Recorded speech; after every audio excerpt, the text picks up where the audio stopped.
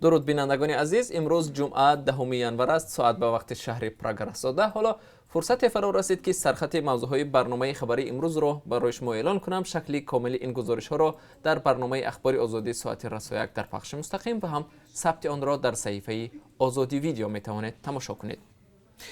شب گذشته باز در مرز تاجیکستان و قرقیزستان مناقشه سر زد. این دفعه نیز سنگ اندازی و تیرپرانی.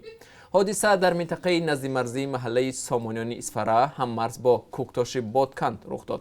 هر دو طرف میگویند فعلا باز در مرز زیر نظارت است. یک گروه تفتیشاتی از مقامات دو کشور به گفته نیروهای مرزبانی تاجیکستان برای معین کردن سبب و عامل‌های قضیه و شخصیت گناهکاران به فعالیت آغاز کردند. بعد 3 ساعت دیگر برای شما درباره تفصیلات این مناقشه گزارش خواهیم داد. در ولایت مختار کوهستان بدخشان دهها گرگ را بی‌ضرر گرداندند. حکومت بدخشان با نشر یک خبری رسمی گفت در برابر میلتیق و تیر همچنان یک مقدار قپقان نیز به شکارچیان علاهیده که در قپیدن یا پرانیدن گرگان لازم است دسترس کرده شده است. سال گذشته در فصل زمستان بر اثر حمله گرگ‌ها در ناحیه شغنان 2 نفر جان خود را از دست داده بودند. ساکنان گفتند گرگان همچنین حیوان‌های خانگی آنها را می‌کشند.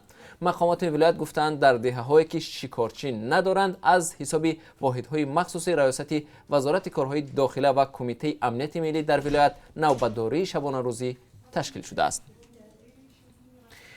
ایران موقعی پیشترش را تغییر داده میگوید که اداره تفتیش تصادفات در هوا و کارشناسان بین‌المللی را برای تحقیق سقوط بوئینگ اوکراینی در کنار شهر تهران دعوت کرده است. روز 8 ینور بر اثر سرنگونشوی هواپیمای بوئینگ 737-800 شرکت هوایی اوکراین 176 کس به هلاکت رسیدند. قرار ایران صبح روز جمعه بعد از آن اعلان شد که منصبداران ایالات متحده آمریکا، کانادا و بریتانیا گفتند که به احتمال زیاد هواپیمای اوکراینی با آتش برغلط موشک ایرانی سرنگون شده است. منصبداران ایرانی این ابراز نظر را رد نموده از کشورهای غربی دعوت کردند که هر گونه معلومات اکتشافی در این باره را به آنها دسترس نمایند. در برنامه امروز خبری همچنان شما می توانید صحبت رئیس همکنون سابق حزب اصلاحات اقتصادی تاجیکستان را تماشا کنید که آخر ماه دکبر از مقام خود استعفا داد.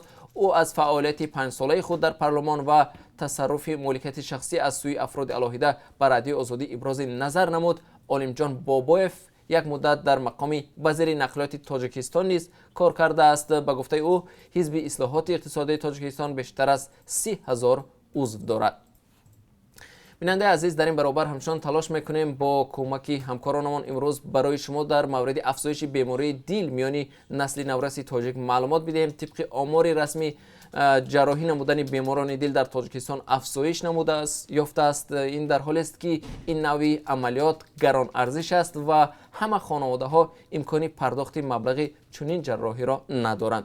بیننده ارجمند، این بود فشرده موضوعهای برنامه خبری امروز. تا کمتر از 3 ساعت دیگر ما را در پخش زنده در صحیفه آزادی ویدیو در یوتیوب و هم صحیفه های رادیو آزادی در فیسبوک و ادنکلاسنیکی همراهی کنید.